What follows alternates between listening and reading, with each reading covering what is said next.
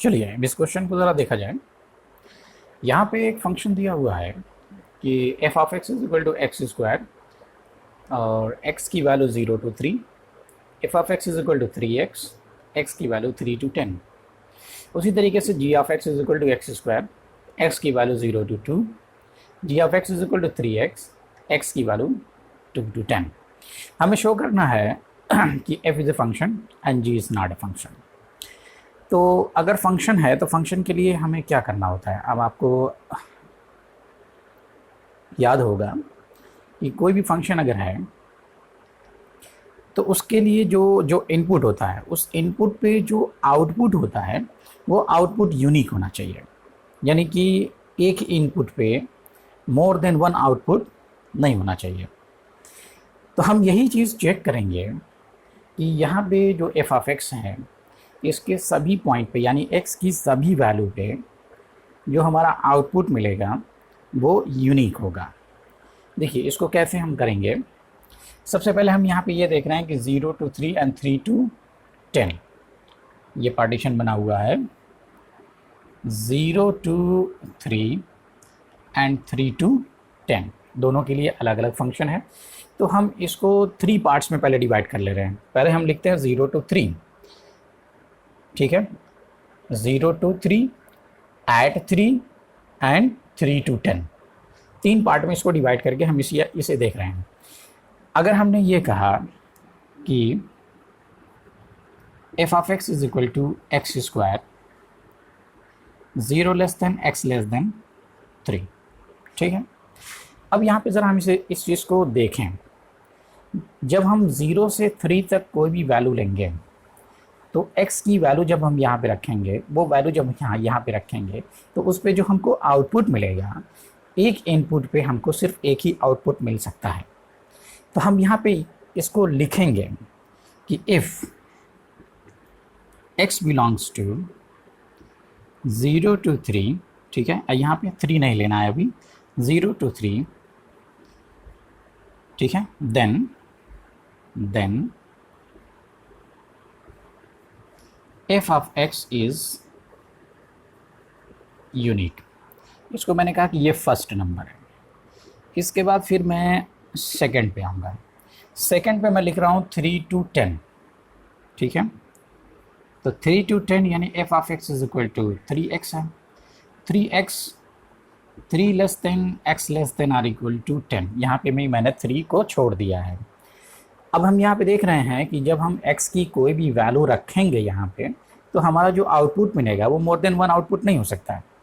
x की कोई भी वैल्यू रखने पर 3 से मल्टीप्लाई होने के बाद वो एक ही सिंगल आउटपुट देगा। तो हम यहाँ पे भी लिखेंगे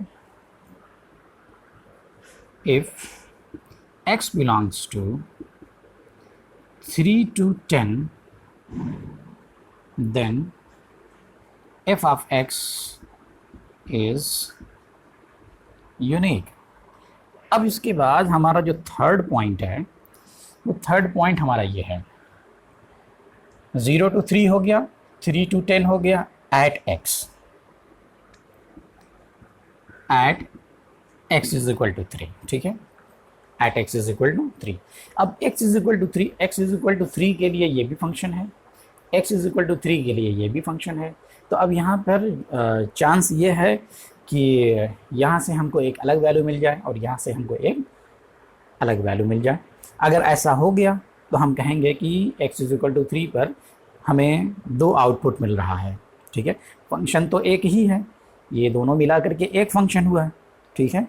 तो एक इनपुट पे अगर 2 आउटपुट मिल जाएगा तो हम ये कह देंगे कि ये फंक्शन नहीं है। तो हम ज़रा इसको देखें। सबसे पहले मैंने इसे लिया, यहाँ पे मैंने लिया take f of x is equal to x square. तो हमको f इज इक्वल टू 3 पे हमको मिलेगा 3 स्क्वायर यानी कि 9। फिर उसके बाद मैंने लिया take f of x is equal to 3x, क्योंकि 3x के लिए भी x इज इक्वल टू 3 है। यहाँ से भी हम फाइंड करेंगे f of 3 is equal to, तो 3 इंटू 3 9। तो आप यहाँ पे देख रहे हैं कि फंक्शन बदल रहा है लेकिन इनपुट पे आउटपुट नहीं बदल रहा है। यानी 3 अगर हमने इसमें रखा तो भी हमें 9 मिला, 3 हमने इसमें रखा तो भी हमें 9 मिला। तो हम यहाँ पे ये देख रहे हैं कि 0 से 3 तक एफ ऑफ एक्स पे सिर्फ एक वैल्यू मिलेगी, 3 से 10 तक एफ ऑफ एक्स की सिर्फ एक वैल्यू मिलेगी, और 3 पे भी हमको जो वैल्यू मिलेगी वो एक वैल्यू मिलेगी। यानी कि 3 पे हमको दो अलग अलग वैल्यू नहीं मिल रही है, 3 पे हमको सेम वैल्यू मिल रही है, एक ही वैल्यू मिल रही है, यानी यूनिक वैल्यू मिल रही है। तो हमने कहा कि फ्रॉम 1, 2 एंड 3, थोड़ा यहाँ पे हम लिख दें कि f of x is unique at x is equal to 3। ठीक है, तो हम यहाँ पे ये देख रहे हैं कि 0 से 10 तक अगर हम कोई भी वैल्यू लेते हैं, 0 से 10 तक हम कोई भी वैल्यू लेते हैं, तो हमने ये कहा कि एफ ऑफ एक्स की वैल्यू यूनिक है, हर तरीके से एफ ऑफ एक्स की वैल्यू यूनिक है। तो जब एफ ऑफ एक्स की वैल्यू यूनिक है तो हम यहाँ पे सीधे सीधे ये कहेंगे कि ये फंक्शन है। ओके, चलिए इसको थोड़ा सा मैं मिटा दूँ। यहाँ पे मैं लिख रहा हूँ, मैंने लिखा कि from 1, 2 and 3 f of x is a function. क्यों फंक्शन है? क्योंकि x की सभी वैल्यू पे जो हमें आउटपुट मिलेगा वो यूनिक आउटपुट मिलेगा। तो जब आउटपुट यूनिक होगा तो हम ये कह सकते हैं कि ये फंक्शन है। अब हम आते हैं g ऑफ x पे। अगर g ऑफ x के किसी भी एक पॉइंट पर हमको ऐसा मिल जाए कि उस एक इनपुट पर दो डिफरेंट आउटपुट हैं, तो हम वहीं पे कह सकते हैं कि g ऑफ x फंक्शन नहीं है। ठीक है, बाकी जगह हमें चेक करने की ज़रूरत नहीं है। तो चलिए हम पहले g ऑफ x पे आते हैं। g ऑफ x पे